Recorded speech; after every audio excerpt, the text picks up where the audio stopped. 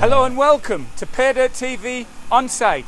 Today we're in Botswana visiting ASX listed copper explorer Mod Resources. Botswana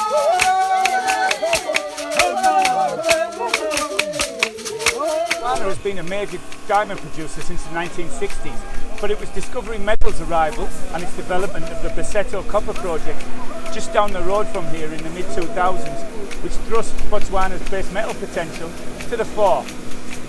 Discovery has since fallen over, but in recent years Mod has taken up the running with its own Kalahari copper project. Mod has been exploring for copper in Botswana since 2012, but it was following the identification of the T3 prospect in early 2016 that momentum truly began to build. As Technical Director Steve McGhee explained. So Mod's been here in Botswana since about 2012, and the primary focus then was a small project called the Corner K project. The reason that Mod was here was on the back of the successes that Discovery Metals had, and also Hannah Mining, opening up what appeared to be the start of a potential copper belt in the Kalahari region. Mod carried out some exploration activities there and proved up a deposit that was fairly typical of what's up in the eastern end of the belt, which is a sort of narrow vein, steep dipping, usually along about a 2.5 kilometre strike length type of ore body. Mod were very fortunate to, on the back of the demise of Discovery Metals and Discovery Mines, which was their exploration company, to pick up the assets, the exploration assets of Discovery Mines there. We had about a 9-month period in which we had to try and demonstrate that we were aggressively exploring all of the land that was available there, which was some 8,000 square kilometres in addition to the 4,000 square kilometres that Mod already had. We first had put a drill hole into T4 simply because of its proximity to Hansi. It was a starting point. We had 2 metres at 6% copper, which was a good start.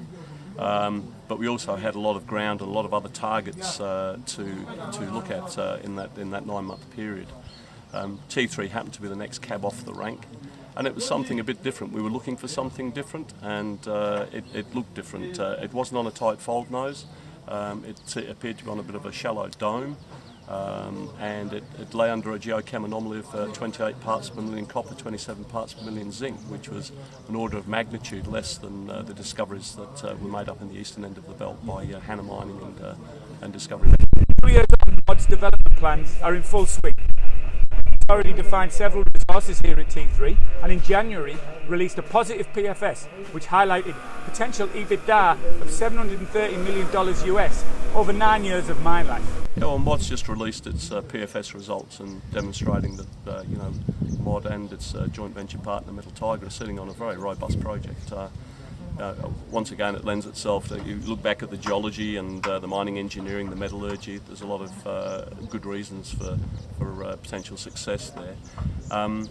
The PFS was really a starting point, a base case on what can be a much larger project. So already, just at T3 alone, we're looking at how we might be able to expand that pit.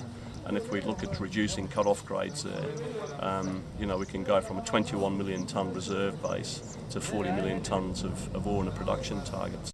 It only took 6 months to drill out a 28 million tonne resource there, so quite a predictable ore body, and the geometry lends itself to excellent exploitation, seeing very little oxidation.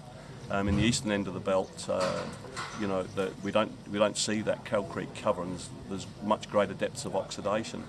That's affected the processing of the ores from the ore bodies in the eastern end of the belt, and there were problems that Botswana, the Discovery operation, was faced with, and also Moana further to the east in Botswana. So our metallurgical recoveries are excellent.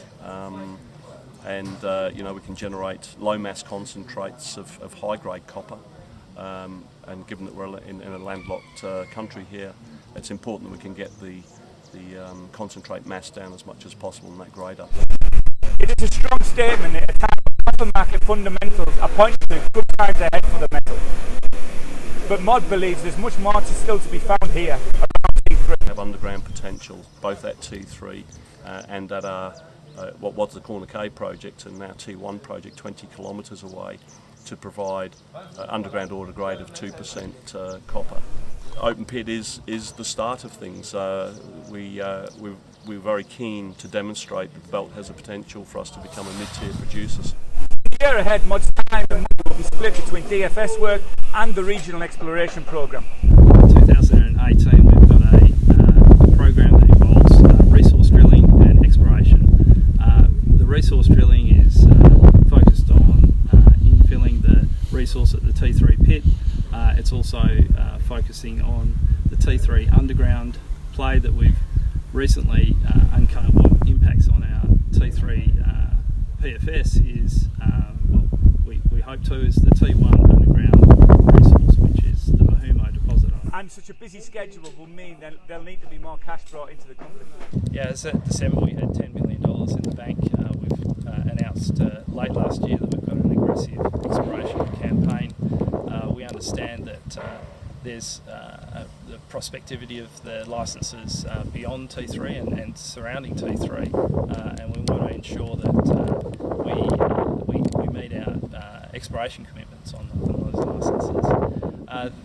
It may be that through our discussions through our DFS stage, which we're now moving to, that we need to consider further capital raisings, either in markets in Australia or elsewhere, and keep our options open as we progress through 2018. So, will MUD become Africa's next junior copper miner, or will corporate activity see it taken out before it reaches that stage? It's one of MUD's objectives to demonstrate that there is a feasible mine that can be operated in Hunzi. I think it'll benefit the Hunzi district in terms of employment and in other ways. Obviously we've just released a PFS, so it'll be our goal over the next few months to firm those discussions with potential financiers. We're generating a lot of interest as we gain momentum, and we've gone from scoping study, which was demonstrating a pretty robust project, firming that up through the PFS. It's fair to say that the potential institutional support for both equity and debt funding is showing lots of interest. Botswana has been very welcoming to MUD throughout our time here since 2012. The government has been very supportive in the way that we've gone about our licensing.